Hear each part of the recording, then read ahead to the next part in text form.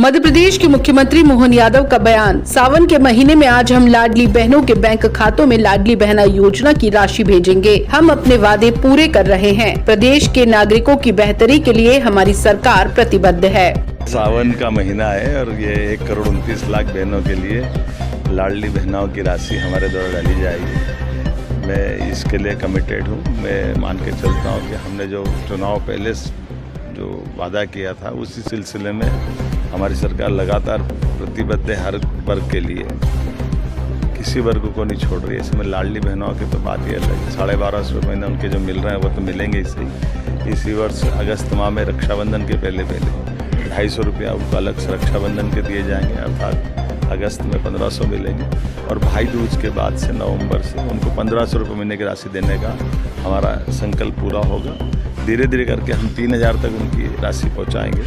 लेकिन केवल राशि नहीं, हमारे राज्य में आरक्षण बहनों का बढ़ा करके 35% सास की नौकरी में दिया गया है। 33% लोकसभा विधानसभा में माननीय प्रधानमंत्री के आशीर्वाद से हम आरक्षण देने की, उनकी सीटें बढ़ाने के प्रयास में लगे हुए हैं। उसी के साथ साथ अलग अलग योजनाओं के माध्यम से कई और आगे बढ़ाकर, जैसे 5000 रुपये तक का उनको इंसेंटिव, जो हमारी लेबर इंडस्ट्रियाँ हैं, खास करके इंडस्ट्रियों में लेबर को जो देने का हमारा संकल्प है, वो सब पूरा परमात्मा करेंगे। बाबा महाकाल की शरण में सीएम डॉक्टर मोहन यादव महाकाल मंदिर में की पूजा अर्चना, भस्म आरती में हुए शामिल। पत्नी संग मांगी प्रदेशवासियों के सुख समृद्धि की कामना। साउथ तोड़ा लाइफलाइन रोड पर निगम की बड़ी कार्रवाई। जनहित में 18 जर्जर और खतरनाक मकानों को गिराने की रिमूवल कार्रवाई शुरू। सावेर थाना क्षेत्र में अवैध पटाखा फैक्ट्री का भंडाफोड़, सुतली बम, एल्यूमिनियम पाउडर और सल्फर सहित 4 लाख का विस्फोटक सामान जब्त। फरार मुख्य आरोपी रमेश साहू की तलाश में जुटी पुलिस।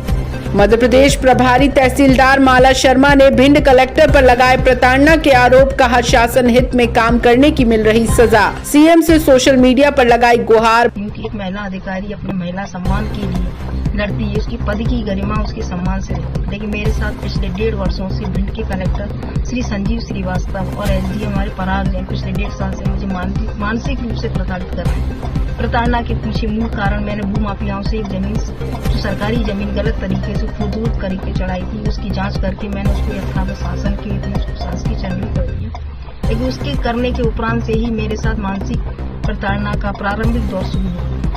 मैंने कलेक्टर साहब से निवेदन भी किया कि अगर श्रीमान जी मैंने शासन के हित में की है तो उसकी अपील हो सकती है कि अगर कोई चीज मुझे की, अगर मैंने सरकारी की है तो मैंने शासन के हित को देखते हुए की। अगर मुझसे लगता है कि आपको कोई गलती हुई तो आप उसको अपील में सुन लें या निगरानी में सुन लें। लेकिन उन्होंने निगरानी में सुनकर मेरे ऑर्डर का पास कर दिया और मेरे विरुद्ध FIR करने का ऑर्डर दिया। श्रीमान जी, FIR मैंने शासन का फायदा किया तो FIR होनी चाहिए या शासन का अनुमोदन लेना चाहिए। लेकिन बात यहीं तक खत्म हुई।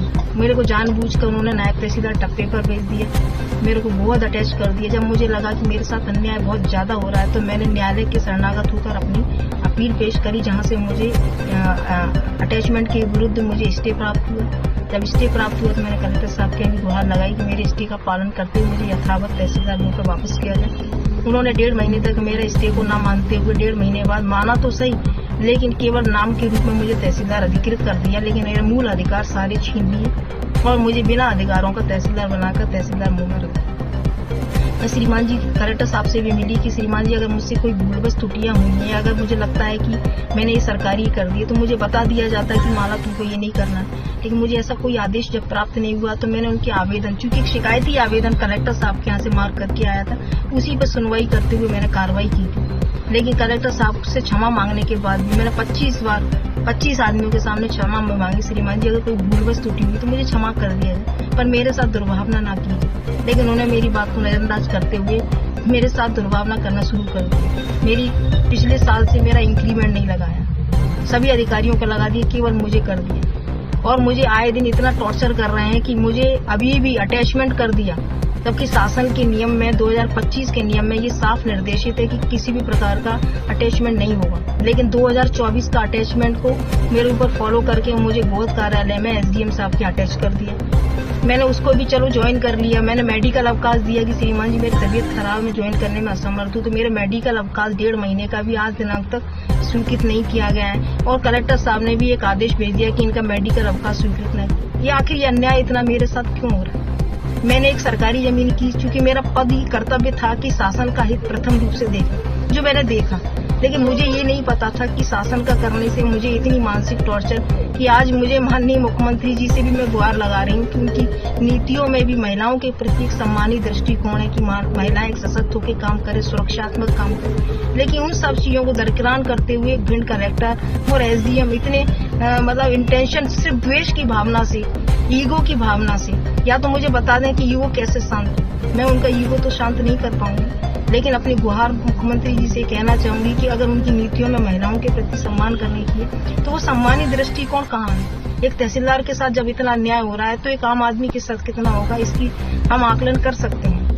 श्रीमान जी, मैं सिर्फ इतना कहूंगी कि मेरे साथ अन्याय हो रहा है। मुझे पिछले 3 महीनों से मेरा वेतन भी रोक दिया, मेरा इंक्रीमेंट रोक दिया, मेरा मेडिकल अवकाश तक स्वीकृत नहीं किया। तो मुझे जानबूझकर अभी एक तहसीलदार होकर शासन की पदोन्नति आदेश में भी निर्देशित है कि जो व्यक्ति एक प्रभारी तहसीलदार के रूप में काम करेगा उसको नायब तहसीलदार के पद पर कार्य नहीं कराया जा सकता। उसके बावजूद भी सारे शासन के ऑर्डर को दरकिरार करते हुए मुझे नायब तहसीलदार, जो एसडीएम साहब लाहौर ने भी आदेश किया है कि आप नायब तहसीलदार असवार टप्पे पर जाएं, जिसपे एक नायब तहसीलदार काम करता है, मुझे यहाँ तक मजबूर कर दिया कि आप नायब तहसीलदार टप्पे पर काम करें, अन्यथा आपको वेतन भी नहीं मिले। श्रीमान जी, आखिर मेरा ऐसा कसूर क्या है?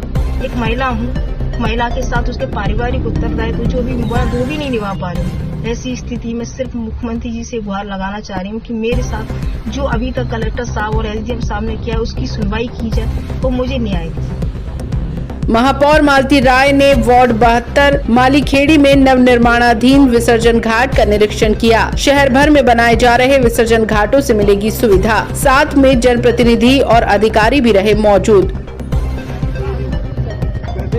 है, मतलब 1 मीटर की चौड़ाई से हमने वो कर रखी है, बस थोड़ा बड़ा है। ये उसके बाद में आप ही जोड़ा इधर देखिए, इधर थोड़े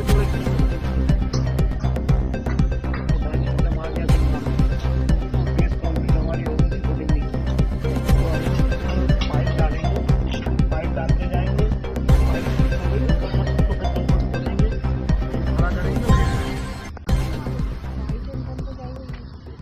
ये मैडम ये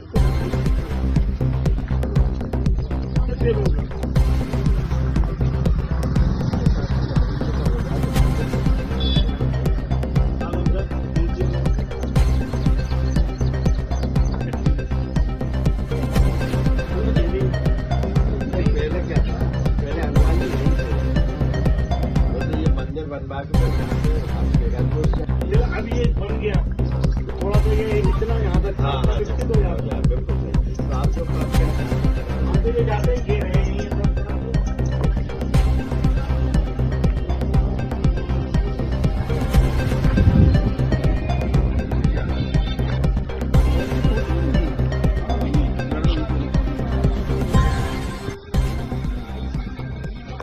मालीखेड़ी में विसर्जन घाट बन रहा है। भोपाल की जनता को सुविधा देने के लिए, भक्तों को सुविधा देने के लिए प्रेमपुरा घाट, बड़ा तालाब, छोटा तालाब, शाहपुरा का तालाब, सभी जगह एनजीटी के निर्देश अनुसार मूर्ति विसर्जन की पाबंदी कर दी गई है। इसीलिए तत्काल में मालीखेड़ी में ये विसर्जन घाट बनाया जा रहा है, ताकि इस तरफ की जो जनता है वो यहाँ पर आकर गणेश जी की और दुर्गा जी की मूर्ति का विसर्जन करें। इसी तरह भोपाल की चारों दिशाओं में एक हमारा बरकतुल्ला विष्णु, यहाँ पर भी एक हम विसर्जन घाट बनाने वाले हैं।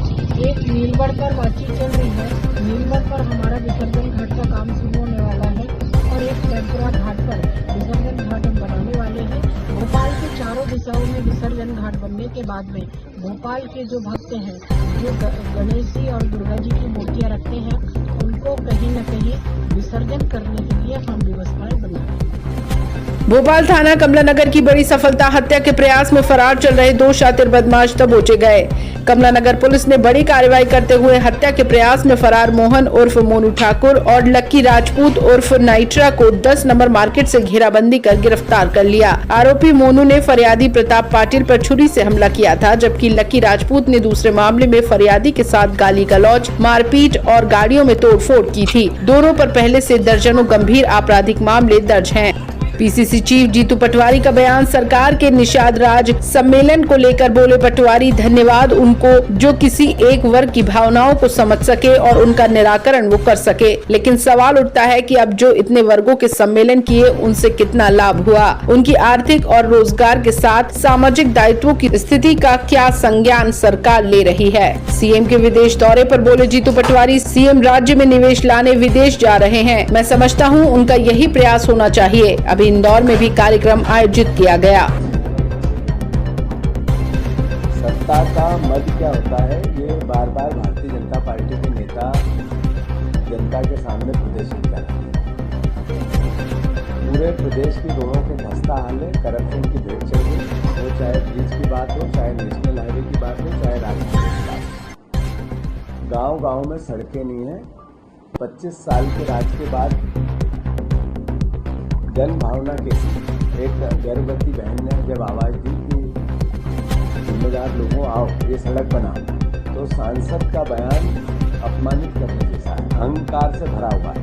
तो बहन को तारीख दी जा रही कि आपकी डिलीवरी की तारीख को हम आपके घर से आपको हॉस्पिटल भेजेंगे, पर सड़क नहीं बना। ये मैसेज है कि जो जिम्मेवारी दी है जनता ने इन लोगों को, वो जिम्मेवारी का किस तरीके से मुखोल उड़ा रहे हैं ये लोग। मद का जन भावना के खिलाफ जिस तरीके से वक्तव्य आ रहे हैं, मध्य प्रदेश की कानून व्यवस्था हो या मध्य प्रदेश की राजनीतिक व्यवस्था हो, चिंताजनक है। मैं फिर से आदरणीय मुख्यमंत्री जी, आपके मंत्रियों के जवान पर लगाम लगा और जो दायित्व है वो निभाओ। जो सड़कों के हालात हैं, मैं मानता हूं कि मध्य प्रदेश में आपके भ्रष्टाचार चिल्ला कर चीख कर पुकार रहा है कि ये 50% कमीशन की सरकार है। और मैं मानता हूं कि ऐसे में जो वेंडेटा पॉलिटिक्स आप लोग कर रहे हो, ये जनता भी इससे ग्रसित होती है। राजनीतिक दल के व्यक्ति ने कुछ कहा, FIR लिखाएंगे। अगर जनता ने कुछ कहा तो उसको भी डराएंगे। मैं समझता हूँ इस तरह का लोकतंत्र नहीं चल सकता। ये नरेंद्र मोदी का नया भारत हो सकता है, प्राचीन भारत